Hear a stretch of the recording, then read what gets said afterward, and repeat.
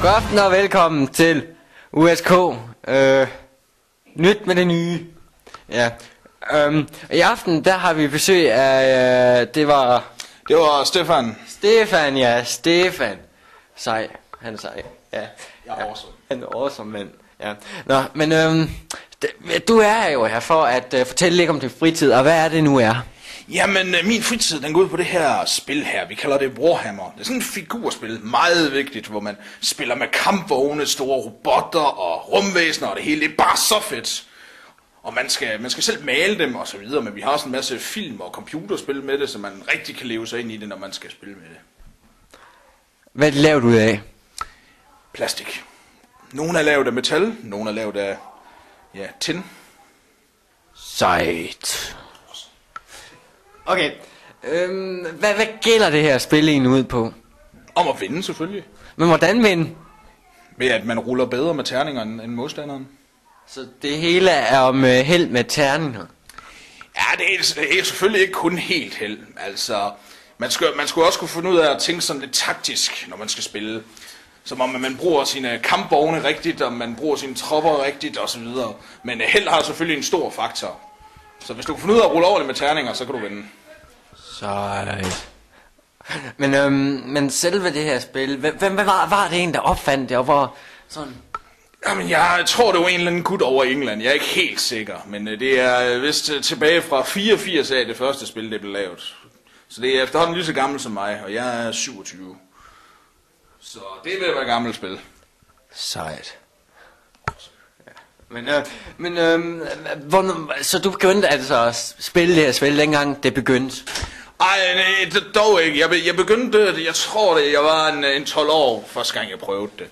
Og så er det simpelthen bare udviklet sig. Så nu er jeg faktisk gået hen og blevet en lærer i ungdomsskolen for det her spil. Sejt.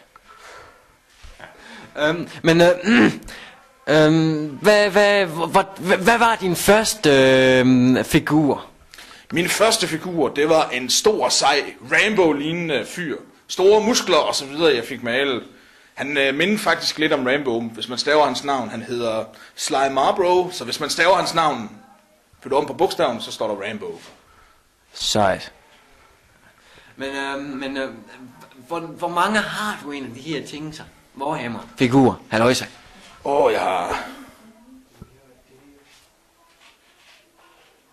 Jeg tror, jeg vil have en 500-600 modeller. 500-600 modeller. Hvad synes du om holdene? Jamen, jeg synes, de er ganske underholdende, det må jeg sige. Jeg synes godt, der er nogle gamle nisser her. Jeg ved ikke helt, hvad de laver her. Hvad med Warhammer? Warhammer, det er ganske underholdende. Jeg ved ikke, hvad det er for nogle nørder, men de er ganske underholdende, det tror jeg, ja. De sidder godt nok og snakker lidt nørdet dernede, men jeg tror, de er nogle sjove mennesker, når man lige kommer ind på dem, det tror jeg. Men hvor lang tid tror du, det har taget for dem at bygge alle Warhammerne? Det er svært at sige. Det afhænger lidt af, hvor mange modeller de har, hvilken race de har. Jeg fik lige en snak med en af dem dernede, og det var helt vildt, hvor meget han gik op i det. Det var helt vildt. Han havde åbenbart 6-7 her, eller det var en eller anden, der hed Bål. Det var helt vildt. Hvad tror du med det store skib? Det store skib? Hvad er det store skib? Det som Daniel han har. Daniel. Nå, det er ham, ja. Det er ham brillerne, ham den høje, ham den kunstner, ja. Jamen, han er bare fuldstændig vanvittig. Lige til at sige, så optager vi. Ja. Det er ganske udmærket over. Jeg regner sandelig også med, at det kommer på YouTube eller et eller andet. Okay. Nej, det kommer ind på vores nye hjemmeside. Okay, ja. Den hedder usk-ungdom.dk. Gå ind på den og se videoen. Hvad er prisen så for sådan nogle dyre, eller er de dyre, eller er de billige, eller? Godt, det var lige en oprydelse det her, telefonen, den skal man jo have på sig, ja. Man ved jo aldrig, hvornår der sker et tilfælde af, at ens elever for eksempel vil have fat i en for at finde ud af reglerne om det her spil her. Og det sker jo tit, at jeg bliver ringet op sådan midt om natten, for de spørger, hvordan er det, vi skal rulle med terningerne for at ramme med de her figurer? Og hvordan maler vi nøjagtigt figuren sådan og så? Jeg bliver ringet op midt om natten, hvor de spørger om alt sådan noget der. Det er fuldstændig vanvittigt. Awesome. Men det vi kom fra sådan helt for det lige dengang telefonen ringede, det var jo at money. Yeah. Money, sådan money. Det kan de godt lide, dem der har lavet det i hvert fald. De ved, hvad de vil have for det. Sådan 5 modeller der, de koster nok omkring 200 kroner. Knaps awesome. Ja. Det er lidt dyrt. Ja, det er lidt dyrt. Ja, så jeg tør slet ikke tænke på, hvor mange penge jeg har brugt på det, når jeg har så mange modeller, jeg har. Ja. Jeg har faktisk endnu en spørgsmål fra seerne herude fra USK. Det er jo, at hvad er den dyreste?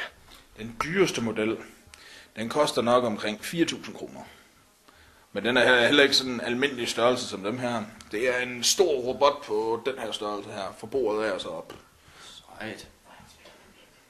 Ja, kan du fortælle os lidt om at spille? Jeg ved godt, du har fortalt os lidt om de her tegn. Man får nogle, hvad skal vi sige, en indkøbsliste, hvor man har nogle point, man kan købe for. Så kan man købe det ind i sin hær.